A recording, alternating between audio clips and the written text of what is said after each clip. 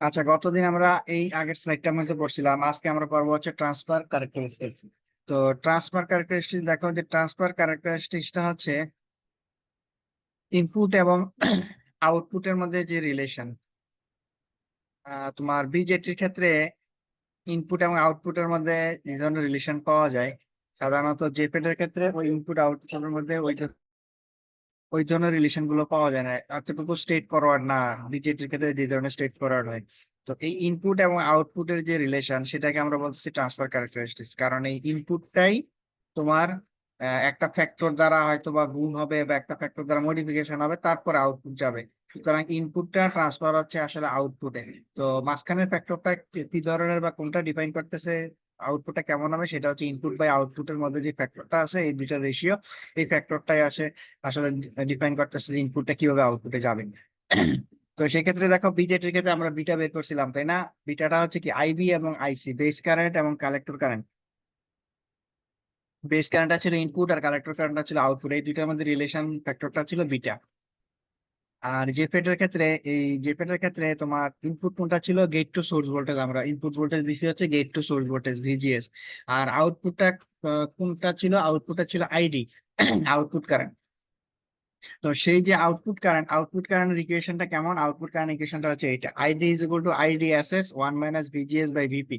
কারণ আইডিটা আসলে ডিপেন্ড করবে কার উপরে, আইডিটা ডিপেন্ড করতেছে ভিজিএস এবং ভিপি এর উপরে। ওই যে দেখাছিলাম যে এর আগে ফিগারটা মনে আছে, যে ভিপিটা যখন বাড়তে বাড়তে এই তোমার ড্রেন টু সোর্স ভোল্টেজ যখন ভিপি হয়ে যাবে, ভিপি হয়ে যাওয়ার পরে দেখবা যে তারপরে কিন্তু আর কারেন্ট বাড়তেছে না। যতই তুমি ভিপি এর ভ্যালুটা বাড়াও বা ভিডি এর ভ্যালুটা বাড়ো না কেন, ড্রেন টু সোর্সের ভোল্টেজ ভিপি হচ্ছে যত বেশি বাড়ো না কেন, কারেন্ট কিন্তু খুব বেশি বাড়তেছে না, ফিক্সড থাকতেছে। তার মানে ওই সময় কারেন্টটা স্যাচুরেশন হয়ে যাচ্ছে। সেই স্যাচুরেশন কারেন্টটা এইটা। আর 1 মাইনাস ভিজিএস বাই ভিপি, এই দুইটা ফ্যাক্টরের উপর রিলেশন, যে ভিজিএস টা তুমি কত রাখতেছো আর ভিপিটা কেমনে বাড়াচ্ছ। তাহলে এই রিলেশনটা আমরা পেয়ে গেলাম হচ্ছে কোন একটা জেফেটের ক্ষেত্রে ড্রেন কারেন্টের ইকুয়েশন, যেখানে ভিপিটা হচ্ছে pinch off voltage, gate to source voltage, আর আইডিএসএস টা হচ্ছে স্যাচুরেশন কারেন্ট পিঞ্চ অফে পৌঁছার পরে। এবার যদি এটাকে আমরা ড্র করি ফিগারে, তাহলে দেখো এক্স এক্সিস বরাবর আমরা দিলাম হলো VDS, drain to source voltage X axis বরাবর,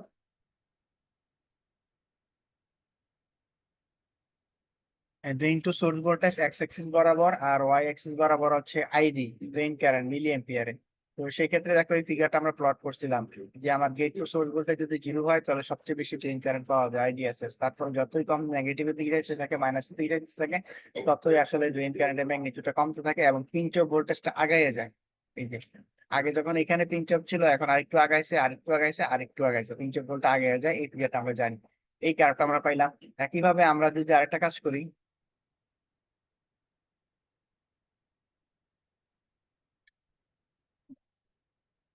এবার আমরা দেখাই যে তোমার গেট টু সোর্স ভোল্টেজের সাপেক্ষে, যে আমার এখন ভিজিএস টা হচ্ছে গেট টু সোর্স ভোল্টেজ যেটা ছিল, এই ভিজিএস টা আমি কোথায় রাখছি, থ্রেশহোল্ডে থ্রেশহোল্ডে রাখছি, অর্থাৎ পিঞ্চ অফ ভোল্টেজে রাখছি। গেট টু সোর্স ভোল্টেজ রাখছি হচ্ছে পিঞ্চ অফ ভোল্টেজে।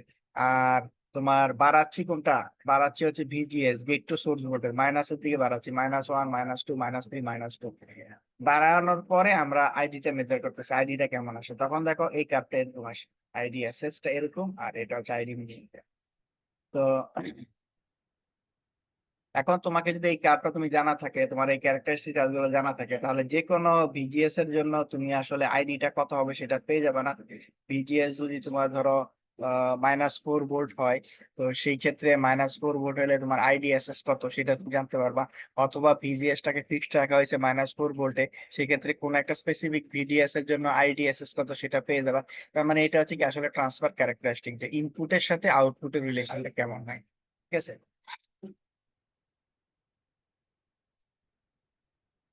ইনপুট কোনটা, ইনপুটটা হচ্ছে গেট টু সোর্স ভোল্টেজ, আমরা বলছিলাম ইনপুট হচ্ছে তোমার gate to source voltage input. তো এই ইনপুটের সাথে সরাসরি একটা রিলেশন আছে, গেট টু সোর্স ভোল্টেজের সাথে ড্রেন আউটপুট কারেন্টের একটা রিলেশন, এটা একটা ইনপুট ক্যারেক্টারিস্টিক। আরেকটা হচ্ছে ইনপুট কারেন্টের বিভিন্ন ভ্যালুর জন্য, ইনপুট ভোল্টেজের বিভিন্ন ভ্যালুর জন্য তোমার ক্যারেক্টারিস্টিক কার্ভটা কেমন হয়। সেক্ষেত্রে ভিজিএস এর বিভিন্ন ভ্যালু ফিক্সড রাখছি, রাইখা আমরা ভিডিএস এর সাথে আইডি এর রিলেশন আমরা পেয়ে গেছি। তো এটা হচ্ছে তার ট্রান্সফার ক্যারেক্টারিস্টিক্স একটা দিয়ে।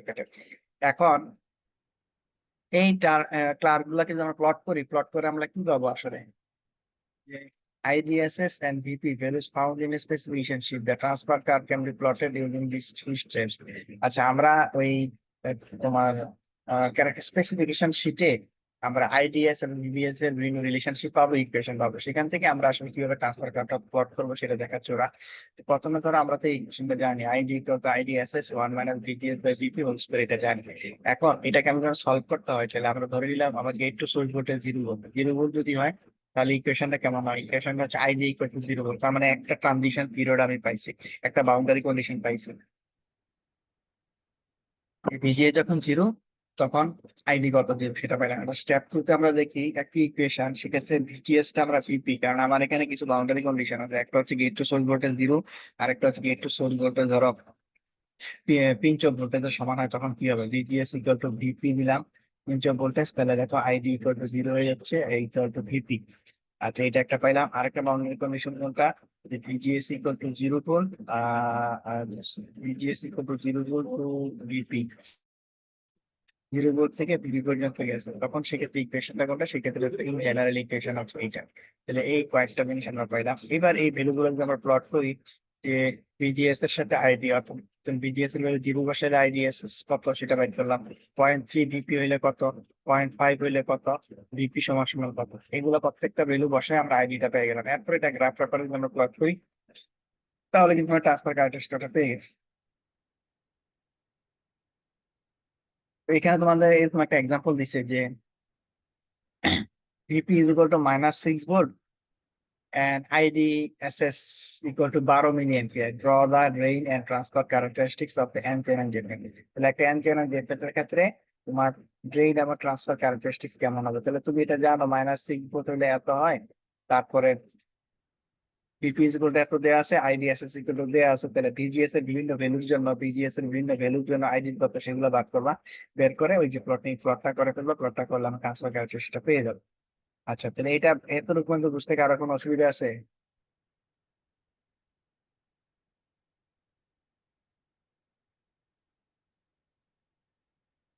তাহলে যদি না থাকে তাহলে এই ম্যাপটা বাসায় দেখবা, এটা কিভাবে করে এটা ইজিলি পারবা, কারণ দুইটা ভ্যালু তোমাকে দিয়ে এসেছি, শুধু বিজিএস ভ্যালুগুলো সিরিজ থেকে দেখাবা, তারা আইডি ভ্যালুটা বের করলো জাস্ট এর। আর এগুলা তো তুমি জানো, এই সূত্র বসায় দিবা, বিজিএস এর ভ্যালু তোমাকে দিছি আর বিপি এর ভ্যালু বেশি দিয়ে দিছি, তারপর তুমি বের করে ফেলবা কত আসে।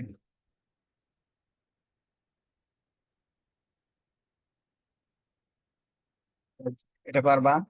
তারপরে দেখো স্পেসিফিকেশন শিট, এখানে দেখো একটা স্পেসিফিকেশন শিট আছে, তো এগুলো লাগবে না, এগুলো হচ্ছে তুমি যখন এই ট্রানজিস্টরটা নিয়ে যে ফ্যাক্টর নিয়ে কাজ করবা, তখন তোমার সবগুলা ভ্যালু এখানে দেওয়া আছে। একবার একটু দেখে নিও যে কি কি জিনিস দেওয়া আছে। এই যে দেখো ভিজিএস এর ভ্যালু কত, তারপরে ভিডিএস এর ভ্যালু কত, পিঞ্চ অফ ভোল্টেজ কত, এগুলো সবকিছু নিতে এখানে দেওয়া আছে, বুঝছো? এই দেখে নিতে পারো, আর মুখস্থ করা লাগবে না, জাস্ট একবার দেখলা আর কি কি কি ভ্যালু থাকে। আর এই যে টার্মিনাল আইডেন্টিফিকেশন, কেস কনস্ট্রাকশন, এগুলো একটু দেখবা, যে 1 নাম্বার 2 নাম্বার 3 নাম্বার। ধরো এটাকে এখানে একটা এই এই যে মাথাটা আছে, মাথাটা তুমি ডাইন দিকে ধরবা, তোমার ডান দিকে ধরার পরে তুমি যেটা প্রথমে পাবা সেটা 1, তারপরে যেটা পাবা 2, তারপরে হচ্ছে 3, এইভাবে ধরবা। তাহলে 1 নাম্বার কি? 1 নাম্বার হচ্ছে সোর্স গেট, তারপর হচ্ছে ড্রেন, সোর্স গেট ড্রেন, এভাবে ধরার পরে এটা হচ্ছে তার টার্মিনাল গুলো কিভাবে আমরা চিনবো সেটা বুঝে। এবার আসো টেস্টিং গেটের। আমরা যখন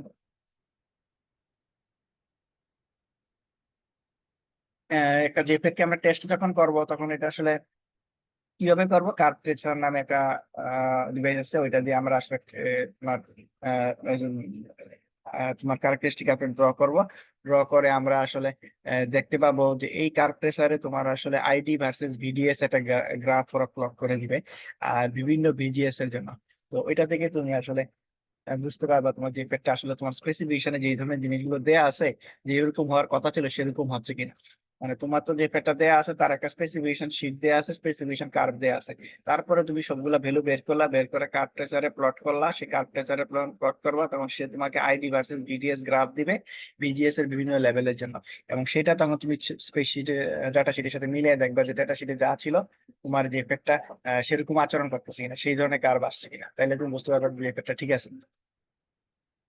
আরেকটা স্পেশালাইজড এপিটি টেস্টার, এটা তোমার জেফেট এর জন্য আইডিএসএস এর ভ্যালুগুলাকে ইন্ডিকেট করে আর কি এটা। তারপরে আসলে আমরা জেফেট গুলো এবার আমরা একটা মসফেট দেখি। তো মসফেট হচ্ছে জেফেট এর মতোই, তার ক্যারেক্টারিস্টিক গুলো সিমিলার, আর কিছু এডিশনাল ক্যারেক্টারিস্টিক্স আছে। আর দুই টাইপের মসফেট আছে, একটা হচ্ছে ডিপ্লেশন টাইপ মসফেট আর একটা হচ্ছে এনহ্যান্স টাইপ মসফেট। জিনিস মসফেটের তোমার কনস্ট্রাকশনটা কেমন দেখো, মসফেটের কনস্ট্রাকশনটা এরকম। একটা 3D ভিউ যদি আমরা দেখি, 2D ভিউ, সেখানে দেখো একটা গেট আছে, তারপরে একটা ড্রেন আছে, গেট, তারপর হচ্ছে গেট, ড্রেন, তারপর হচ্ছে সোর্স। এটা হচ্ছে ড্রেন, এটা হচ্ছে সোর্স, আর মাঝখানে দেখো এটা হচ্ছে চ্যানেল। আর এই যে পাশে যেটা ছিল সেটা হচ্ছে ডিপ্রেশন লেয়ার, এই জায়গাটুকু হচ্ছে ডিপ্রেশন লেয়ার।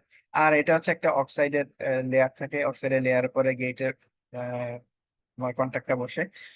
তো এই ক্ষেত্রে দেখো ড্রেনে যে কারেন্টটা যায় সেটা হচ্ছে আইডি কারেন্ট, গেটে যেটা ঢুকতেছে আইজি, আর গেট টু সোর্স ভোল্টেজ। আচ্ছা তাহলে দেখো এবার যে মসফেটের আসলে দুই ধরনের এই কনস্ট্রাকশনটা দেখছো।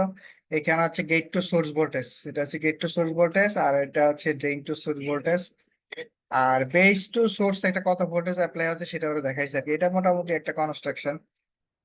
তারপরে আমরা যদি যাই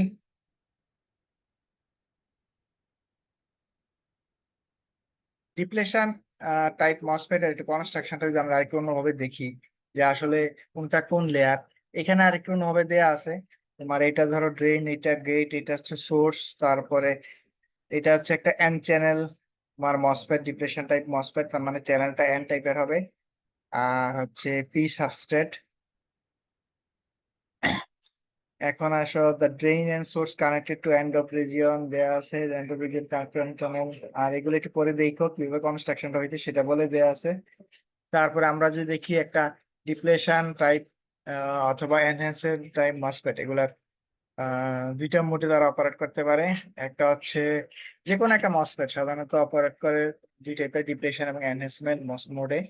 আমরা যদি একটু দেখি যে ডিপ্লেশন মোড কোনটা আর এনহ্যান্সমেন্ট মোড কোনটা। এখানে দেখো তার এটা হচ্ছে drain to source voltage, DTS, drain to source voltage. আর এটা হচ্ছে তার ড্রেন কারেন্ট আইডি। আর এটা হচ্ছে গেট টু সোর্স ভোল্টেজ।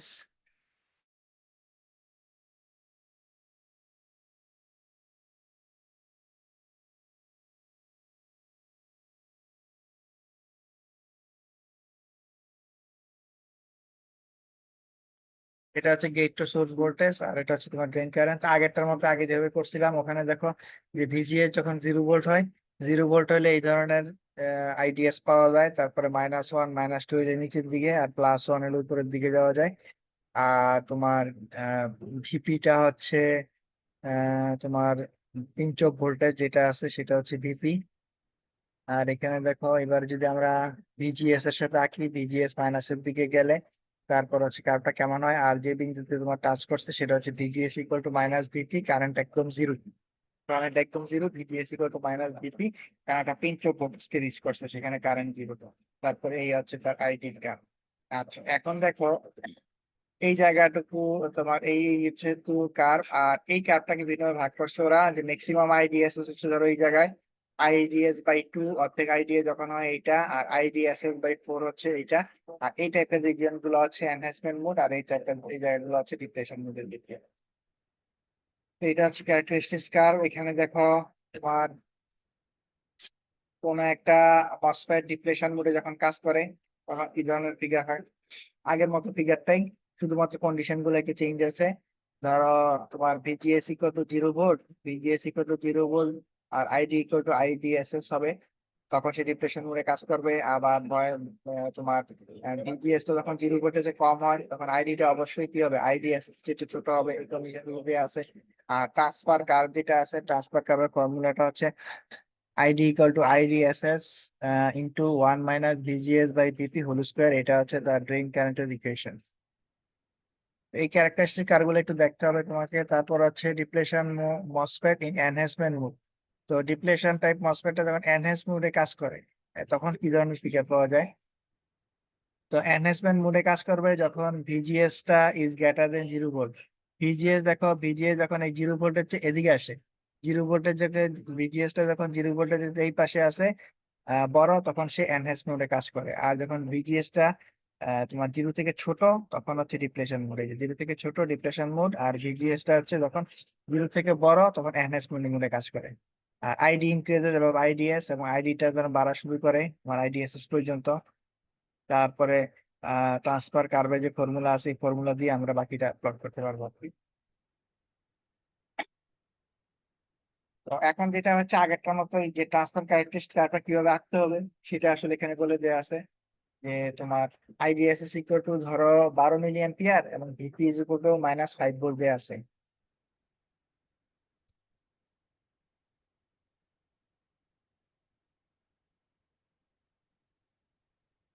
এখানে তোমার দেওয়া আছে একটা মসফেটের ক্ষেত্রে IDSS equal to 12 milli ampere এবং VP is equal to -5 volt. এখন তোমাকে বলছে তুমি ট্রান্সফার ফাংশনটা ড্র করো, তাহলে এটা অবশ্যই পারবা। যেটা কিভাবে ড্র করে, ওই যে ইকুয়েশন যেটা আছে এই ইকুয়েশনে তুমি বসাইলা VGS ID equal to IDSS 1 - VGS VP, এই ইকুয়েশনে বসাইলে বসাই তুমি পেয়ে যাও।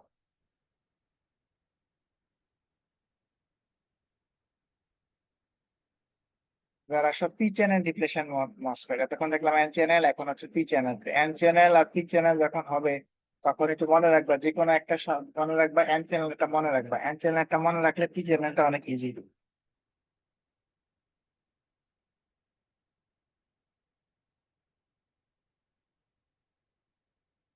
একটা মনে রাখবা, জাস্ট এন চ্যানেলটা পি চ্যানেলটা অনুযায়ী লিখে দিবা, তাহলে এন চ্যানেলের কনস্ট্রাকশনটা এরকম ছিল। এখন পি চ্যানেলটা কনস্ট্রাকশন হবে এই যে পি টি সবগুলাতেই মাঝখানে এন থাকবে।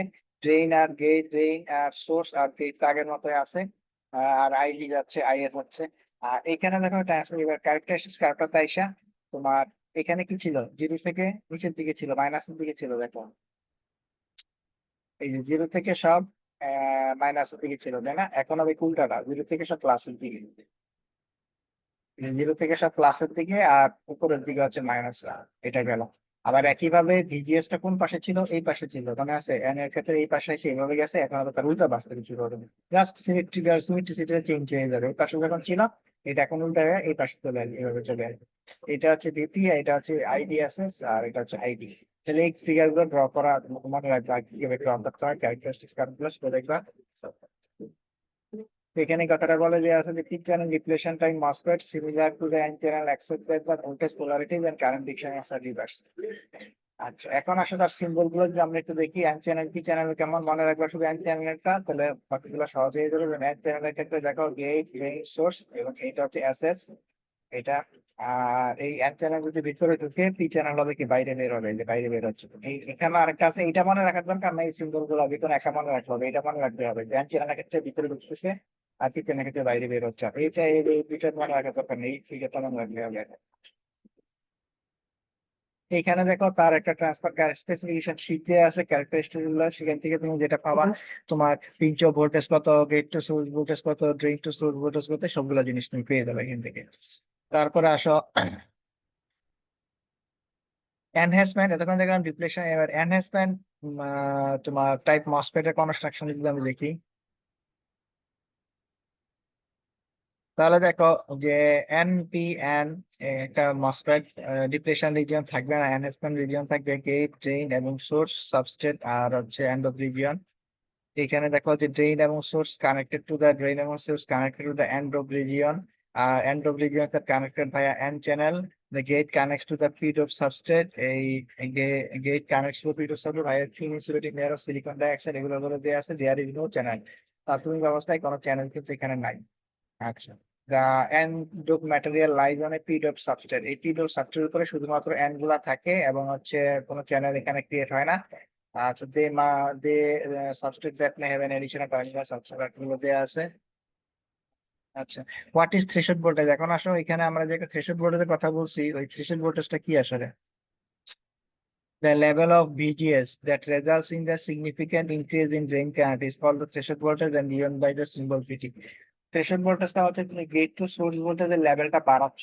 লেভেলটা বাড়ার গেট টু সোর্স ভোল্টেজের লেভেলটা বাড়ানোর সাথে সাথে ড্রেন কারেন্টটা বাড়া শুরু করবে। কিন্তু যখন তুমি গেট টু সোর্স ভোল্টেজের ভোল্টেজটা অল্প একটু বাড়াবা, তখন দেখবে যে গেট ভোল্টেজ একটু বাড়তেছে না, কিন্তু একটা নির্দিষ্ট গেট টু সোর্স ভোল্টেজ যাওয়ার পর হঠাৎ দেখবা যে মোটামুটি ড্রেন কারেন্ট বাড়া শুরু করছে। সেই যে সিগনিফিকেন্ট ভোল্টেজ ভিজিএস এর, এবং ওই সিগনিফিকেন্ট ভিজিএস এর ভোল্টেজের জন্য যে সিগনিফিকেন্ট রেঞ্জ কারেন্ট তুমি পেয়ে গেছো, সেটাকে বলো থ্রেশহোল্ড ভোল্টেজ। মানে ভিজিএস এর ভ্যালুটা বাড়তে বাড়তে একটা নির্দিষ্ট ভিজিএস এর নিচে থাকা অবস্থায় দেখবা যে ড্রেন কারেন্ট খুব বেশি বাড়তেছে না, কিন্তু ওই ভোল্টেজটা ক্রস করলে হঠাৎ করে দেখবা একটা ড্রেন কারেন্টটা বেড়ে গেছে, সেটাকে আমরা বলছি থ্রেশহোল্ড ভোল্টেজ, এবং এটাকে আমরা ভিটি দ্বারা প্রকাশ করি আর কি। এখন আমরা যদি একটু অপারেশনটা দেখি, যে এনহ্যান্সমেন্ট টাইপ মসফেট এর ক্ষেত্রে only operates in the enhancement mode. তোমার এই এনহ্যান্সমেন্ট টাইপ মসফেটটা এনহ্যান্সমেন্ট বাই মোডে যখন অপারেট করে তখন তার স্পিকারটা কেমন হয় সেটা দেখো। তাহলে এইটাই অবস্থায় ছিল তোমার আগের মতোই, প্লাস এর দিকে। আর তারপরে দেখো এক্ষেত্রে এনহ্যান্সমেন্ট টাইপ মসফেটের ক্ষেত্রে গেট টু সোর্স ভোল্টেজটা হচ্ছে অলওয়েজ পজিটিভ থাকে, আর ভিজিএস টা যখন বাড়তে থাকে আইডি বাড়তে থাকে। ভিজিএস টাকে যদি কনস্ট্যান্ট রাখো, কনস্ট্যান্ট রেখে যদি ভিজিএস টাকে বাড়াইতে থাকো আগের মতোই, তাহলে আইডিটা কি হবে, স্যাচুরেশনে পৌঁছবে।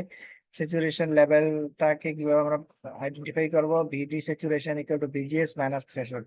অর্থাৎ থ্রেশহোল্ড ভোল্টেজের চেয়ে থ্রেশহোল্ড ভোল্টেজ এর পর থেকে যে গেট টু সোর্স ভোল্টেজ তুমি পাইছো, এই দুই ডিফারেন্সটা করলে আমরা ভিডি স্যাচুরেশনটা পেয়ে যাবো। তো এগুলা হচ্ছে, এই ফিগার গুলো একটু মনে রাখতে হবে তোমাকে, যে কোনটা কিভাবে কাজ করে মনে রাখতে হবে। আর যেহেতু একই N channel MOSFET P channel MOSFET আছে, যে একটা মনে রাখে আর একটা তুমি চিন্তা করে লিখে দিবা, তাইলে হবে। আর ট্রান্সফার কার্ভ কি, ট্রান্সফার কার্ভ সবসময় মনে রাখবে, ট্রান্সফারটা হচ্ছে ইনপুট এবং আউটপুটের মধ্যে একটা রিলেশন। সেক্ষেত্রে তোমার ইকুয়েশন কোনটা আসবে, এই ইকুয়েশনটা আসবে, ID equal to VDS minus VT whole square, এই একটা ইকুয়েশন ছিল। তো আমরা এখানে একটা কনস্ট্যান্ট ইউজ করছি আর কি, যে এটা মসফেটের ক্ষেত্রে, জেফেটের ক্ষেত্রে একটু ভিন্ন ছিল। আর জেফেট এবং মসফেটের মধ্যে বেসিক ডিফারেন্স গুলো কোথায় আছে ওটা একটু মাথায় রাখবে আর কি, ইকুয়েশন গুলো কিন্তু কোন কোন জায়গাগুলো চেঞ্জ আছে, তাহলে তোমার জন্য এটা পরীক্ষায় পাঠানো করাটা সহজ হবে আর কি। তো আগের মতোই এই যে আইডিটা হচ্ছে এদিকে ভিডিএস প্লাস 8 এগুলা গেল, তারপরে এই ফিগারটা আছে তোমার ভিজিএস, কোন একটা ভিজিএস এর জন্য আইডি এর যে ইকুয়েশন হবে সেই ইকুয়েশনটা হচ্ছে এরকম, ID is equal to K VGS minus VT. ভিটিটা হচ্ছে থ্রেশহোল্ড ভোল্টেজ। দেখো তোমার এই তোমার জেফেটা কিন্তু কোনো থ্রেশহোল্ড ভোল্টেজ ছিল না, ঠিক আছে, পিঞ্চ অফ ভোল্টেজ ছিল, ভিপি ছিল ফ্যাটের ক্ষেত্রে, যে ফ্যাটের ক্ষেত্রে। আর যখন মসফেট আসছে, মসফেট আসার পরে পিঞ্চ অফ নাই, মসফেটের ক্ষেত্রে আসছে কি থ্রেশহোল্ড ভোল্টেজ ভিটি। তো এই জন্য একটার সাথে আরেকটা গুলিয়ে ফেলবে না। ওই যে জেফের যখন থাকবা তখন ধরে নিবা ওই ফিগারটা তোমার চোখের সামনে ভাসবে, এবং ওটা হচ্ছে পিঞ্চ অফ ভোল্টেজ ভিপি, এটা মাথায় রাখবা। আর যখন তুমি মসফেটে আসবা তখন মনে রাখবা এখানে হচ্ছে থ্রেশহোল্ড ভোল্টেজ ভিটি। এভাবে মনে রাখলে একটু প্র্যাকটিস করলে দেখবা তো সহজ হয়ে যাবে। আর এখানে মুখস্থ করার কিছু নাই, কিন্তু যেমন তোমার ফিগারটা মনে রাখার জিনিস, মুখস্থ করার জিনিস না। আর এখান থেকে এই ইকুয়েশন গুলো লিখে দিলে হবে, এতটুকুই। এই জন্য মুখস্থটা করবা, বুঝে করবা, কিন্তু খুব বেশি মুখস্থের কিছু নাই, প্র্যাকটিস করতে হবে। এখানে তার বারবার এই ফিগার গুলো প্র্যাকটিস করবে, ম্যাথ প্র্যাকটিস করবে, না হলে কিন্তু মনে করতে পারবে না। আচ্ছা, তাহলে ভিটিটা হচ্ছে থ্রেশহোল্ড ভোল্টেজ, আর voltage at which the MOSFET turns on, তোমার যে ভোল্টেজে মসফেটটা টার্ন অন হয় সেটা হচ্ছে থ্রেশহোল্ড ভোল্টেজ। অর্থাৎ এই সময় কারেন্ট ফ্লোটা শুরু করে। আর কেটা হচ্ছে তোমার কনস্ট্যান্ট। আর কেটাকে আমরা বাইর করতে পারি কিভাবে, K is equal to ID on divided by VGS on minus VT whole square, এই সূত্র দিয়ে। ভিডিএস টাকে আমরা ক্যালকুলেট করতে পারি গেট টু সোর্স ভোল্টেজ থেকে, থ্রেশহোল্ড ভোল্টেজ বাদ দিলে যা পাবো সেটা হচ্ছে ভিডি স্যাচুরেশন। এটা গেল। এবার হচ্ছে এন চ্যানেল গেছে, এবার হচ্ছে P channel MOSFET, P channel enhancement type MOSFET. তাহলে এই সবগুলো আবার চেঞ্জ হয়ে যাবে, পজিটিভ ছিল এখন হবে নেগেটিভ, এই যে নেগেটিভ সব। আর এটা হচ্ছে এই অবস্থায় তোমার ভোল্টেজ পোলারিটি, যেহেতু এনহ্যান্সমেন্ট মোড কোনো চ্যানেল থাকবে না, আর ডিপ্লেশন মোডে এখানে একটা ডিপ্লেশন লেয়ার থাকবে, এটা সবসময় মাথায় রাখবেন। ডিপ্লেশন মোডে ডিপ্লেশন লেয়ার থাকবে, আর এনহ্যান্সমেন্ট মোডে তোমার লেয়ার থাকবে না, কোনো চ্যানেল ক্রিয়েট হবে না। তো এটা গেল পি টাইপ, আর এটা হচ্ছে ড্রেন, এটা হচ্ছে সোর্স ড্রেন, আর এটা হচ্ছে গেট। আর তোমার এটা তো সোর্স টু সোর্স মডিউল গ্রাউন্ডের প্রতি বসবে। এই ফিগারটা একটু মনে রাখবা।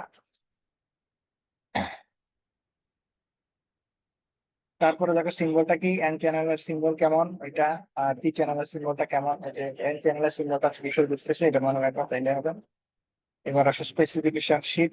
স্পেসিফিকেশন শিটটা হচ্ছে এরকম, এটাকে এটা হচ্ছে তুমি যখন একটা মসফেট ইউজ করবা, তখন তোমার এখানে কি কি ভ্যালু গুলো নিয়ে তুমি কাজ করবা, বা থ্রেশহোল্ড ভোল্টেজটা কত হইতে পারে, তোমার মসফেটের টেম্পারেচার সেন্সিটিভিটি কেমন, এবং পিজিএস এর ভ্যালুটা তুমি কত থেকে কত চেঞ্জ করতে পারবা, অনেক সময় ক্যারেক্টারিস্টিক আর গুলো দেওয়া থাকে, সেটা এক্সপেরিমেন্টে তোমার কাজে দিবে। আর এখন আসলে মসফেট হ্যান্ডেলিং, মসফেটটাকে আমরা কিভাবে আসলে ডিল করতে হবে এটাকে নিয়ে। তো MOSFETs are very static sensitive, MOSFET গুলা খুবই সেন্সিটিভ, কারণ তাদের এক্সটার্নাল টার্মিনাল এবং হচ্ছে লেয়ার অফ দ্য ডিভাইস, অর্থাৎ এক্সটার্নাল টার্মিনাল এবং লেয়ার অফ দ্য ডিভাইসের মধ্যে খুবই থিন একটা সিলিকন ডাইঅক্সাইড লেয়ার থাকে, যার ফলে তোমার যে কোনো ইলেকট্রিক্যাল ডিসচার্জ বাইরে থেকে ভিতরে আসতে পারে, ভিতর থেকে বাইরে আসতে পারে, এবং যার ফলে কি হবে, একটা আনওয়ান্টেড কন্ডিশন ক্রিয়েট হবে। তুমি তো হিসাব করতেছো তোমার মসফেটটা এই ধরনের আচরণ করার কথা, কিন্তু যেহেতু তার এই যে এই লেয়ারটার সাথে এই লেয়ারটা ধরো, তোমার এই যে এই লেয়ারটার সাথে এই যে লেয়ার আছে ডিপ্লেশন রিজিয়ন, এটা খুবই পাতলা একটা সিলিকন ডাইঅক্সাইড পড়লে দেয়া থাকে।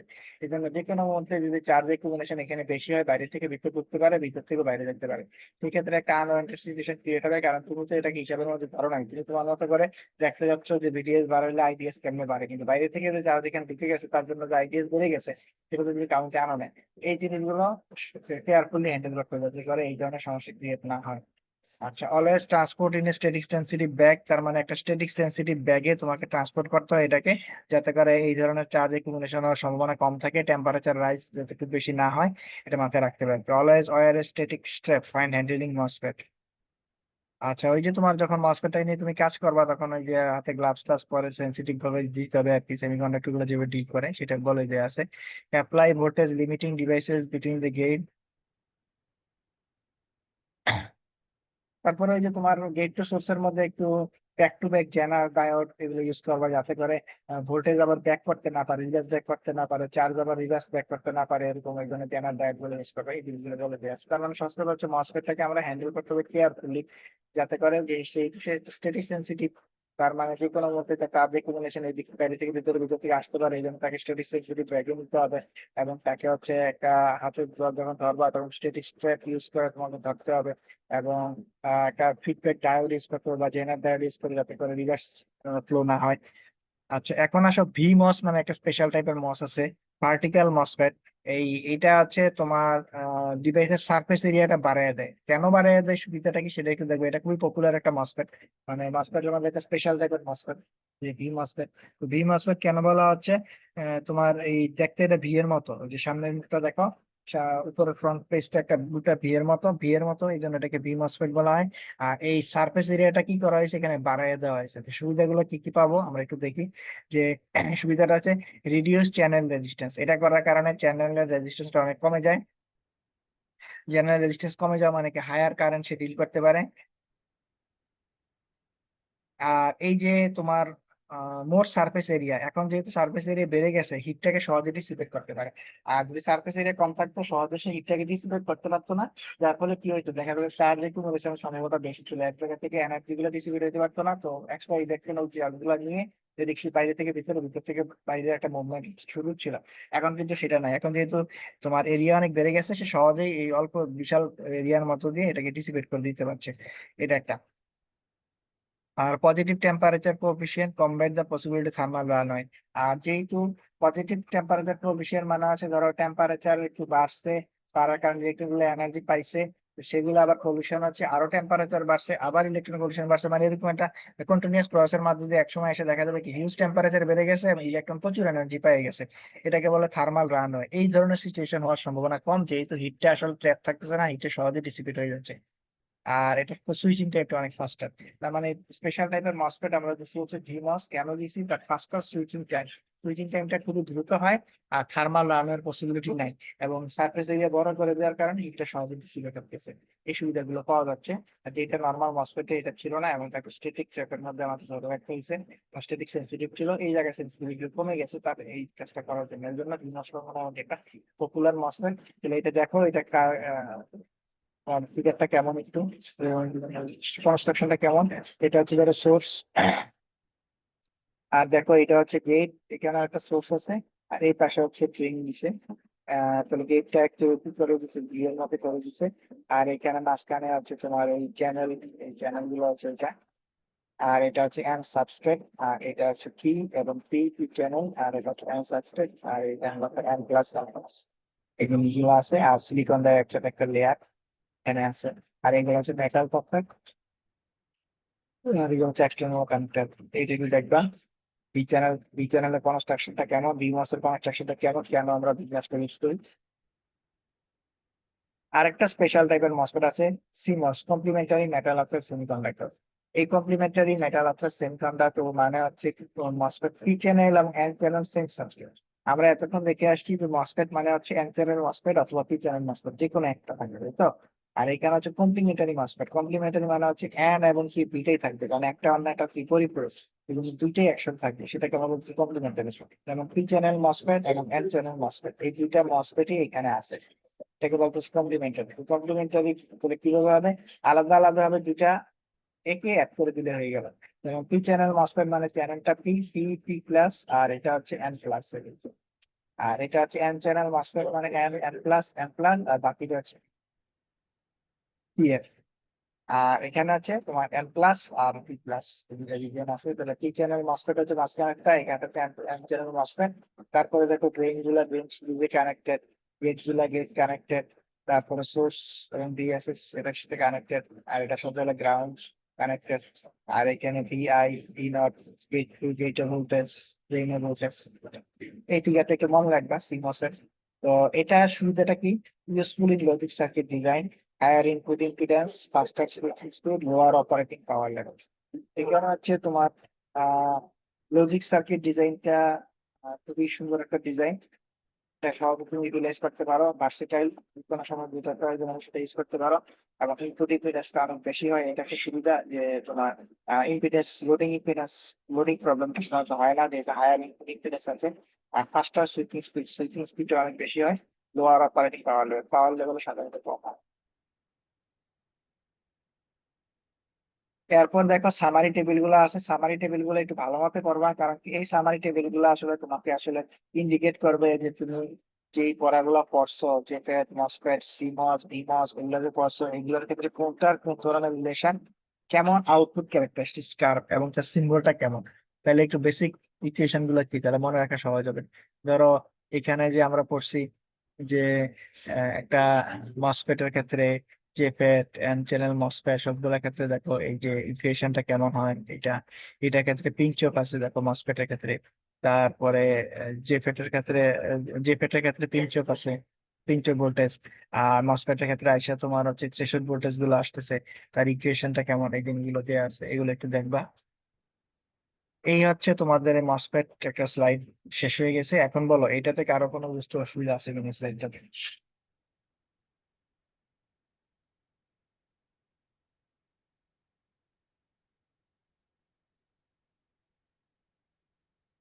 কারো কোনো অসুবিধা থাকলে বলতে পারো। বুঝছি স্যার। স্যার এখান থেকে স্যার কোয়েশ্চেন গুলো কি টাইপের কোয়েশ্চেন হতে পারে?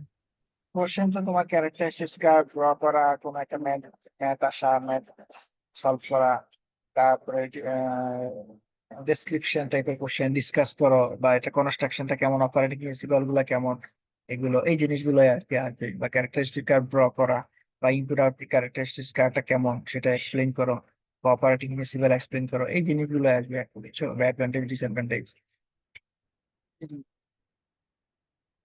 আচ্ছা তাহলে এটা গেল। এবার একটু দেখি,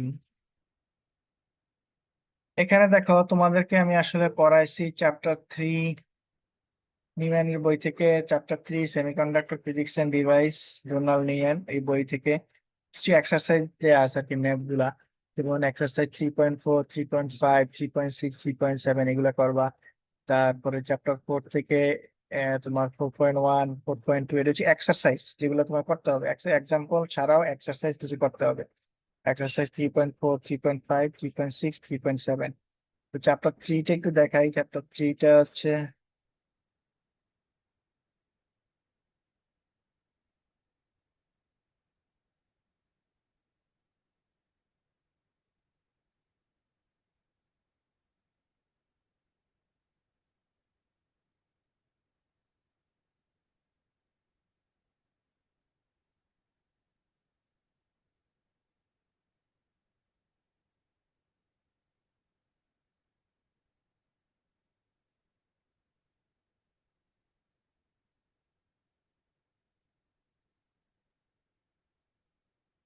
এটা দেখো চ্যাপ্টার 3টা আমি একটু অন্যভাবে পড়াইছি তোমাদেরকে। যে কিছু স্লাইড ছিল, নোট ছিল, ওগুলা থেকে পড়াইছি, এইগুলো একটু দেখে নিও। আমাদের forbidden formation of formation of energy band দেখো এই যে এখানে আছে। তারপরে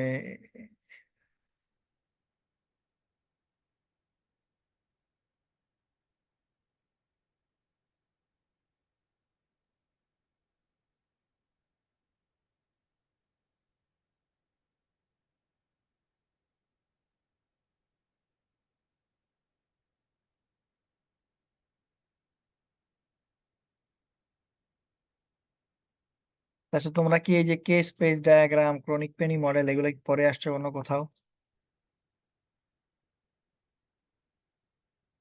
না স্যার, এটা পড়া হয়নি। কেস টেস্ট পড়া হয়নি? আচ্ছা, তাহলে এগুলো একটু আমি দেখাই দিতে হবে।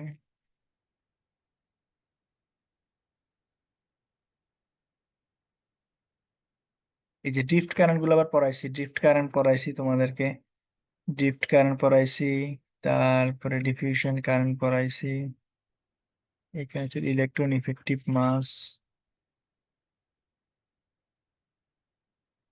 তারপর হচ্ছে সেপ্টর লেভেল।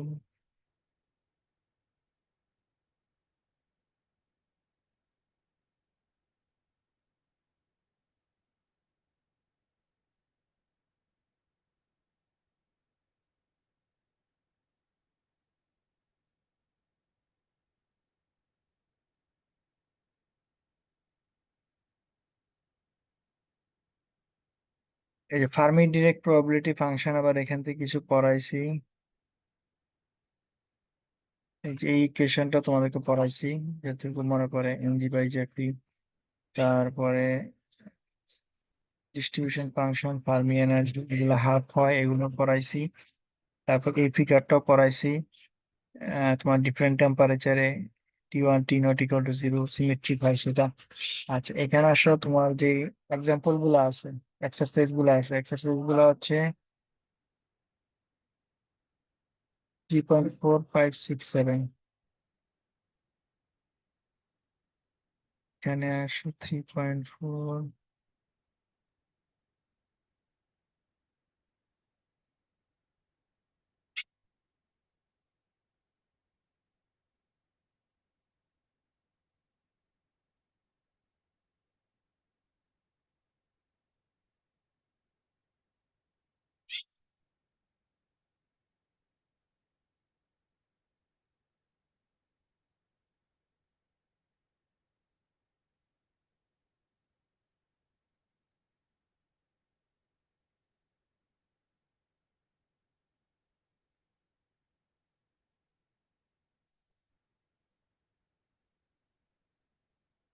এই যে এক্সারসাইজ ধরো 3.6 3.7 এগুলা কিছুই না, এগুলো হচ্ছে তোমার এই যে এক্সাম্পল গুলো আছে 3.7, এই এক্সাম্পল গুলো তোমাদেরকে আমি করাইছি, ওই যে স্লাইডের মধ্যে ছিল এই এক্সাম্পল গুলো 3.7 3.6 এগুলার সাথে যে এক্সারসাইজ গুলো আছে এগুলোর কথা বলা হয়েছে যে 3.6 3.7 এগুলো জাস্ট শুধুমাত্র এখানে টি এর ভ্যালু বা ই এর ভ্যালু চেঞ্জ করে দিচ্ছে, চেঞ্জ করে দেওয়ার পর যেটা আসছে সেটা আর কি। তাহলে চ্যাপ্টার থ্রিটা একটু দেখবা আর কি, আর এরপর আমি তোমাদেরকে এই চ্যাপ্টার থ্রি থেকে যেগুলা পড়ানো হয়নি এরকম দু একটা জিনিস তোমাদেরকে পড়াই দিব আর কি। ক্রনিক পেইন ইনভার্টারটা পড়াই দিব, আর হচ্ছে ব্যান্ড গ্যাপের কিছু জিনিস আছে ওগুলো পড়াই দিব। আর তোমাদের তাহলে ঠিক আছে, আজকের ক্লাস এতটুকুই এখন। স্যার আমাদের ওকে ক্লাস সিলেবাস কি প্রায় শেষ? প্রায় শেষের দিকে সিলেবাস, আর তোমাদের হচ্ছে ক্লাস টেস্টের ডেট আমাকে দুইটা দিয়ে দিবে, আর অল্প কিছু স্যার ক্লাস নিয়ে নিবে আর এই আমরা ক্লাস। চাইতেছি স্যার মেয়ের ফার্স্ট উইকে স্যার দিয়ে দিতে স্যার, কারণ আমাদের সেন্ট্রাল ভাইব আছে তো স্যার কয়েকদিন পরে, এই জন্য আর কি। মানে তোমরা 2 তারিখের দিকে মেয়ের। মানে তোমরা হচ্ছে আজকে তো 18 তারিখ, তোমাদের ভার্সিটি খুলবে 21 তারিখ, তাই তো? 21 তারিখ, তারপর স্যার যে সবাই আস্তে আস্তে একটু দেরি হয়ে যাবে আর কি। দেন হচ্ছে স্যার আবার 27 তারিখে আবার সেন্ট্রাল ভাইব আমাদের আছে। 21 তারিখ আর 27 তারিখে সেন্ট্রাল ভাইটা, তার মানে তোমরা 27 তারিখে পরে দিতে যাচ্ছ, তাই তো? জি স্যার, আমরা 2 তারিখ দিই স্যার মেয়ের। 2 তারিখ একটা ক্লাস টেস্ট দিবা, আরেকটা কবে দিবা? স্যার এই 4-5 দিন পরে এরকম। আচ্ছা, তাহলে তুমি একটা হচ্ছে বৃহস্পতিবার 2 তারিখ দাও, একটা একটা 9 তারিখ দাও, বুঝছো? এক জি স্যার, সপ্তাহ হবে পরে। স্যার। জি তাহলে স্যার। 2 তারিখ এবং 9 তারিখ এই 2 দিন হচ্ছে তোমাদের ক্লাস টেস্ট নিবো দুইটা।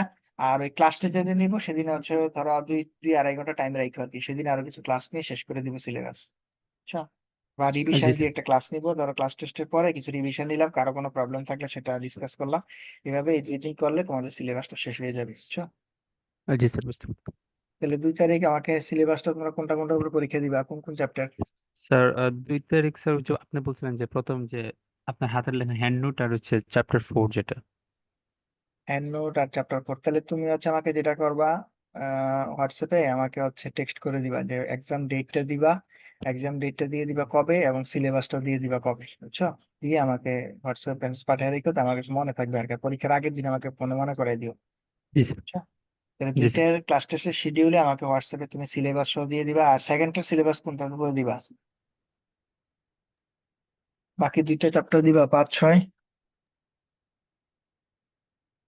স্যার এই যে স্যার লাস্ট যে সেমিকন্ডাক্টর পড়লাম স্যার ওইটার উপর দিয়ে দিয়েছেন, এই যে আগে এই যে গতকাল ক্লাসের যেটা। গতকাল ক্লাস জেফেট মসফেট। স্যার আমি স্যার তারপর আমি একটু সবার সাথে কথা বলে জানাই স্যার। সবার সাথে কথা বলো, সবার সাথে কথা বলে তুমি 2টা চ্যাপ্টার আমাকে দিয়ে দিও, অথবা মোটামুটি সিলেবাসটা বড় রাখবে আর কি। ওরকম একটা সিলেবাস করে আমাকে জানাই দিও, তারপরে তুমি পোস্ট দিয়ে দিও আমাকে এই মেসেঞ্জারে যে কবে কবে পরীক্ষা, সিলেবাস কবে। তাহলে তার মানে 2 তারিখ একটা, 9 তারিখ একটা হচ্ছে। জি স্যার। আচ্ছা, তাইলে এতটুকু স্যার গেল। টার্ম আর টেস্ট গুলো স্যার কত মার্কের হবে স্যার? টার্ম টেস্ট গুলো হচ্ছে তোমার 20 মার্কের হবে, আধা ঘন্টা টাইম, 20 মার্কস। জি স্যার। তাহলে এটা গেল। আর আজকে তো পড়াইছি, আর কালকে ক্লাস করবা? কালকে তো স্যার অনেকেই স্যার যে মানে মুভ করবে সিলেট ক্যাম্পাসে আর কি, 19 তারিখ। কালকে জি স্যার, কালকে প্লাস 19, শনিবারে। তাহলে কালকে 19 তারিখ। স্যার তাহলে কালকে আর আমাদের হ্যাঁ, তাহলে হ্যাঁ বলো। স্যার ওই পরীক্ষার মার্ক কিভাবে স্যার কাউন্ট করবেন স্যার? পরীক্ষা মার্কস, মানে এই দুইটা টিটি নিবেন না স্যার? হ্যাঁ 2টার মধ্যে হচ্ছে তোমার best one best count one. করব, অথবা জি তোমার এভারেজ কাউন্ট করবো। যদি সবার পরীক্ষা ভালো হয়ে যায় তাহলে এভারেজ, আর যদি দেখি যে না মোটামুটি ভালো খারাপ হচ্ছে তখন বেস্ট ওয়ান কাউন্ট করবো আর কি। বেস্ট ওয়ানে মনে হয় ভালো হয় স্যার। এটা পরীক্ষা দিলে বোঝা যাবে, যদি দেখি যে তোমাদের মার্কস সবাই ভালো মার্কস পাইছো তাহলে এভারেজ, আর যদি দেখি যে না মোটামুটি ভালো খারাপ মিলে আছে তখন বেস্ট ওয়ানটা কাউন্ট করবো আর কি। তো নর্মালি বেস্ট ওয়ানই কাউন্ট করি আর কি সাধারণত, এই আর কি। বেস্ট ওয়ানটাই মনে করো যে কাউন্ট করবো আর কি, যদি ওকে স্যার। মোটামুটি পরীক্ষা হয় আর কি সবার। আচ্ছা, তাহলে এটা ঠিক প্রিপারেশন আছে। রাখো। আর তাহলে কালকে ক্লাস নিবো না, একবারে তোমার 21 তারিখের পরে বা 2 দিন ক্লাস নিবো আর কি। সেটা আমি জানাই দিব। মোটামুটি তোমাদের সিলেবাস প্রায় শেষের দিকে আর কি, সিলেবাস আর খুব বেশি বাকি নেই, অল্প কিছু অথবা আছে দুই একটা কোশ্চেন টোশ্চেন, এগুলো আমি দেখাই দিব আর কি। আর পরীক্ষা কবে থেকে তোমাদের? স্যার আমাদের পরীক্ষাটা স্যার ডেটে এখনো দেওয়া হয়নি। কোরবানির আগে হবে না পরে হবে? স্যার কুরবানির আগেই শুরু হয়ে যাওয়ার কথা স্যার, যেটুকু আচ্ছা, শুনছি। কোরবানির হ্যাঁ। জি স্যার। তাহলে ঠিক আছে, তোমরা তাহলে যাও যে সেন্ট্রাল ভাইবার 21, 23, 22, তো তাহলে সেন্ট্রাল ভাইবার পরে আমি যে 2 আর 9 তারিখ ক্লাস টেস্ট, এগুলো সিলেবাসটা আমাকে দিয়ে দিও। আর 21 তারিখের পরে যে কোনো একদিন হয়তো আমি ক্লাস টেস্ট নিবো আর কি, আমি জানাই দিব তোমাদেরকে। আচ্ছা। জি। আচ্ছা, ঠিক আছে, তাহলে আজকে ক্লাস শেষ করে দিচ্ছি, আর এগুলো পড়াশোনা করে রাখবে নাহলে ভুলে যাবা। ওকে, আসসালামু ঠিক আছে আলাইকুম। তাহলে। ওয়ালাইকুম আসসালাম।